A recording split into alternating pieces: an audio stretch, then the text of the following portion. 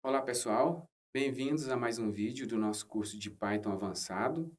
Hoje nós veremos uma revisão do conteúdo visto na primeira semana. Python avançado, revisão da primeira semana. Então, na primeira semana do curso, nós vimos uma introdução sobre algoritmos.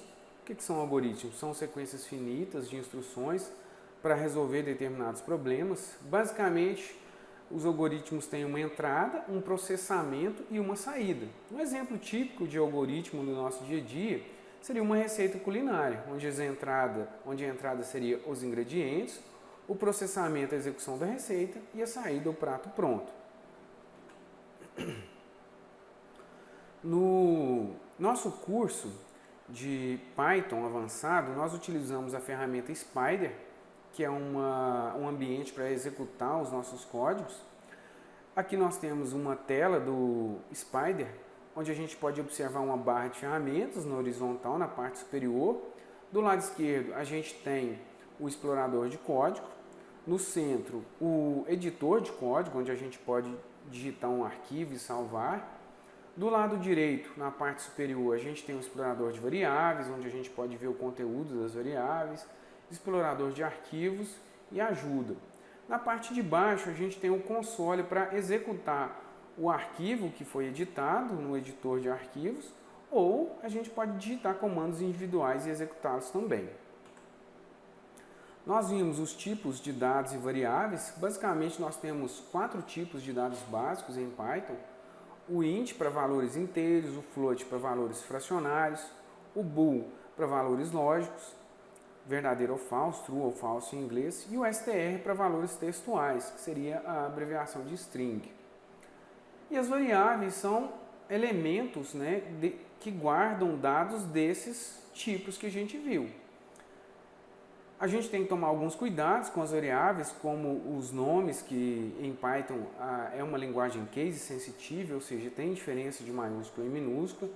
A gente viu que a gente pode usar o print para mostrar o conteúdo de uma variável. E aqui nós temos um exemplo bem simples, onde eu inicializo uma variável com cada um dos tipos que a gente estudou e dou um print para mostrar o conteúdo dessas variáveis.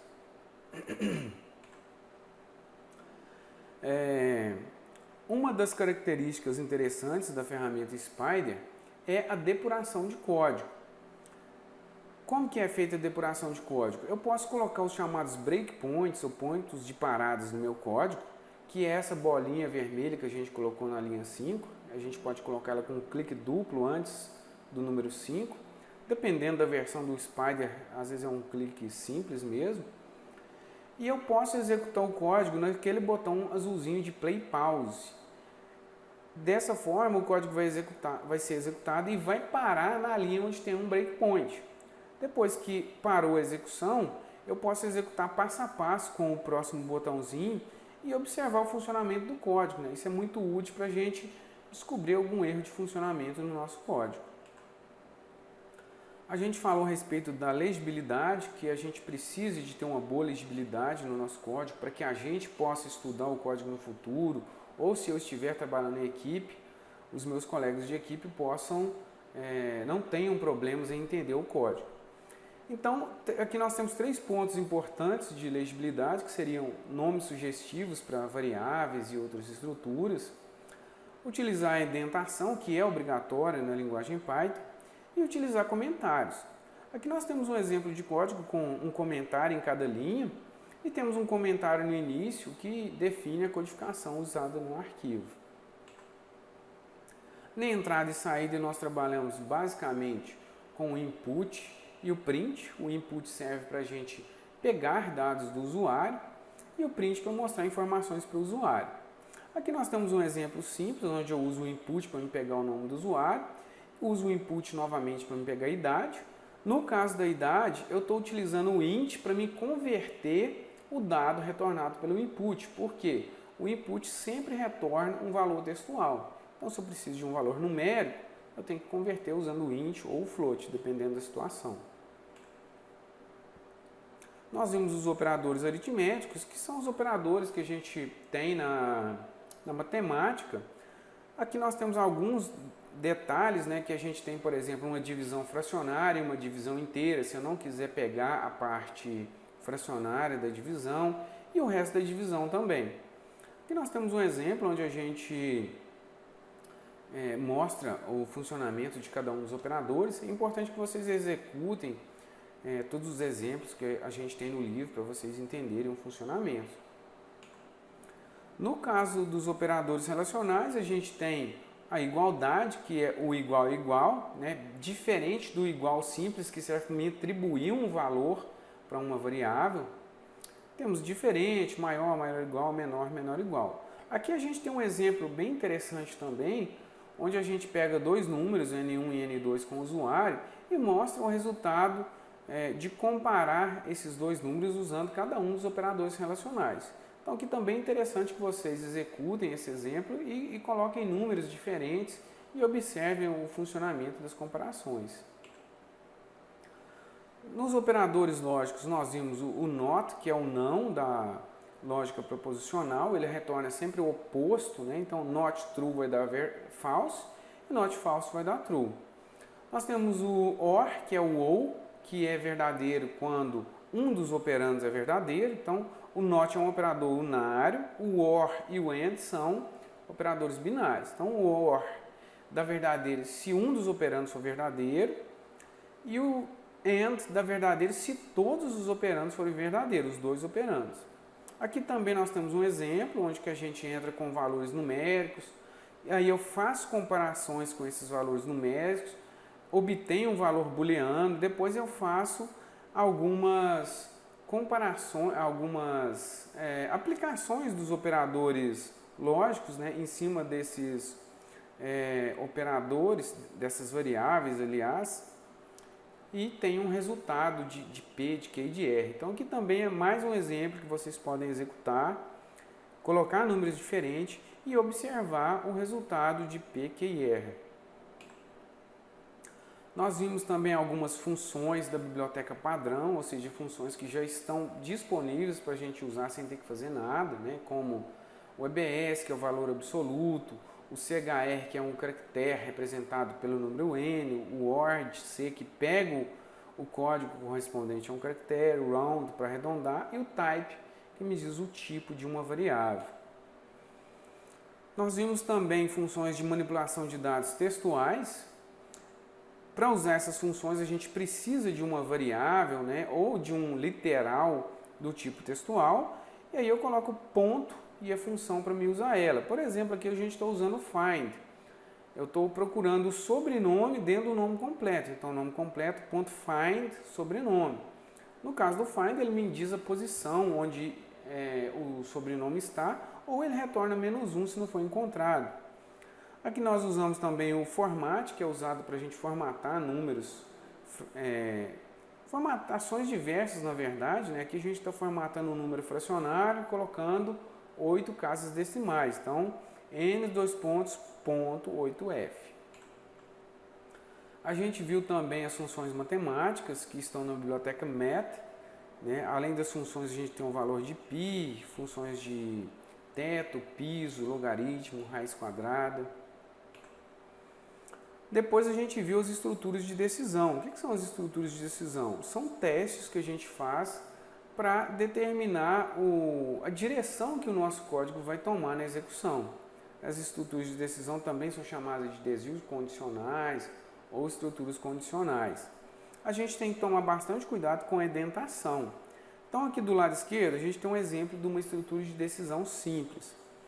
Eu estou testando se a nota do aluno é maior ou igual a 60 e exibo o aprovado na tela, dou um print aprovado, se a nota for maior ou igual a 60. Então esse print ele está condicionado ao if. O outro print, boas férias, ele vai acontecer de qualquer maneira. Por que o print aprovado está condicionado? Porque ele está indentado logo abaixo do if.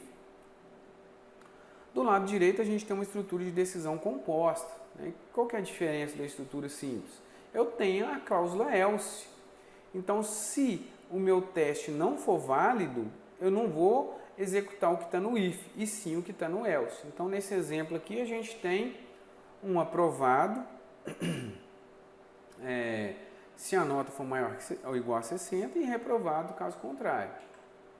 Vimos também as estruturas de decisão alinhadas. Então, aqui nós temos um exemplo de que a gente testa.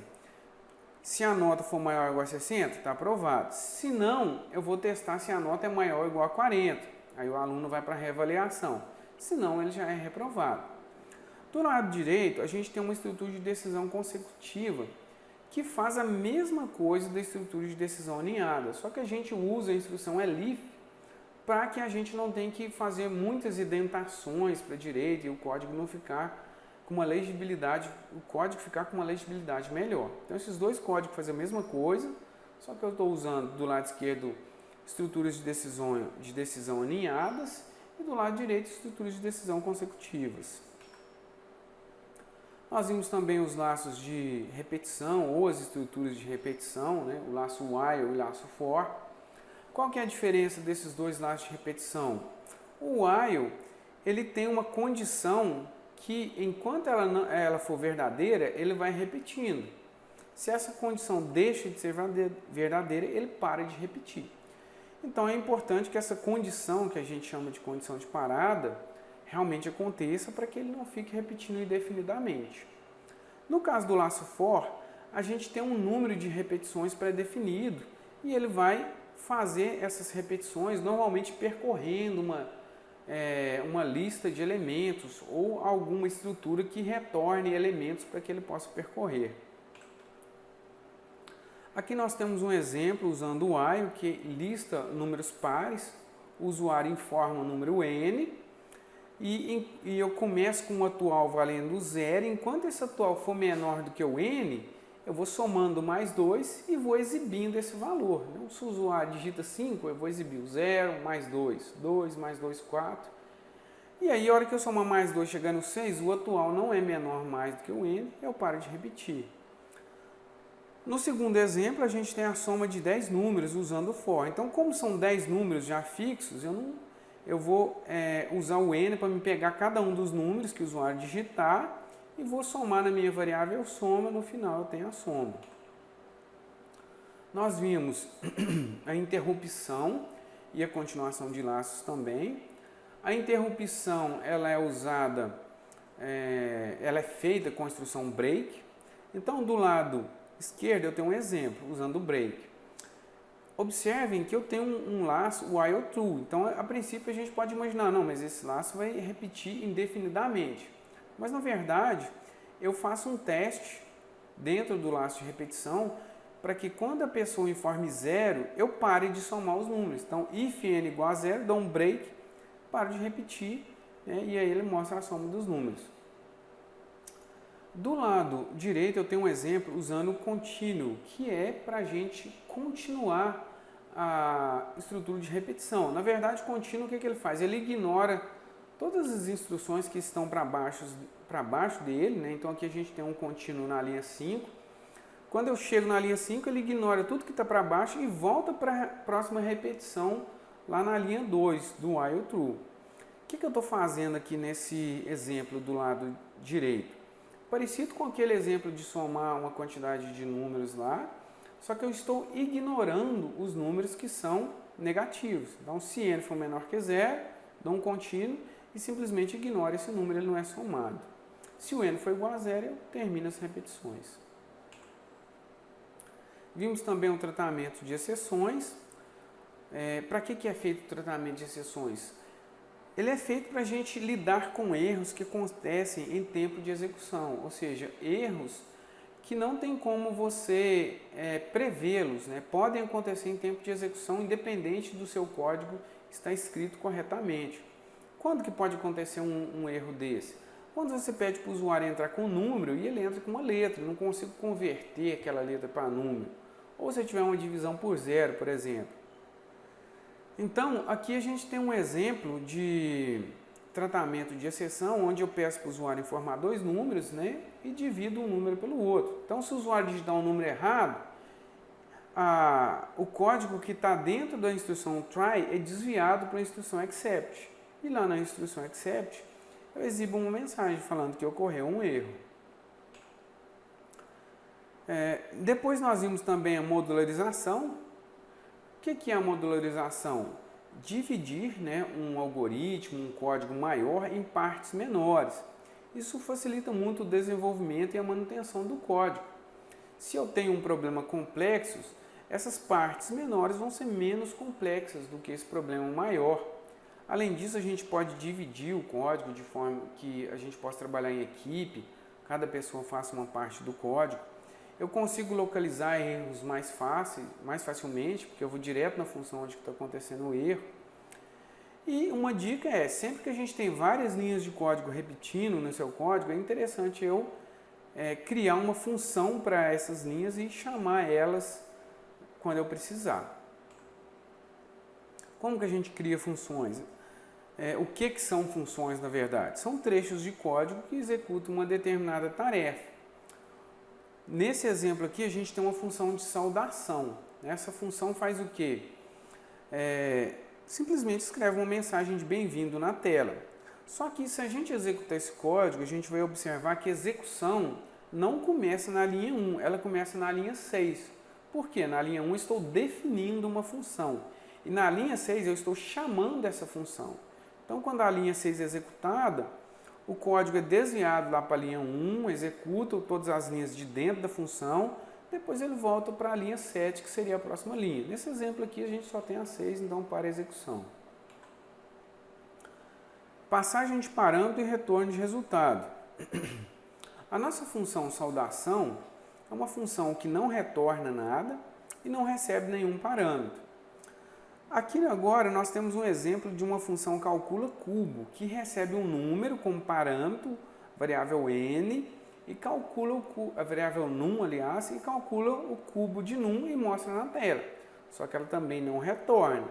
Importante a gente não confundir escrever na tela com retornar alguma coisa. A gente diz que a função retorna quando ela tem a instrução return, e aí esse resultado da função ele é retornado para o ponto onde ela foi chamada.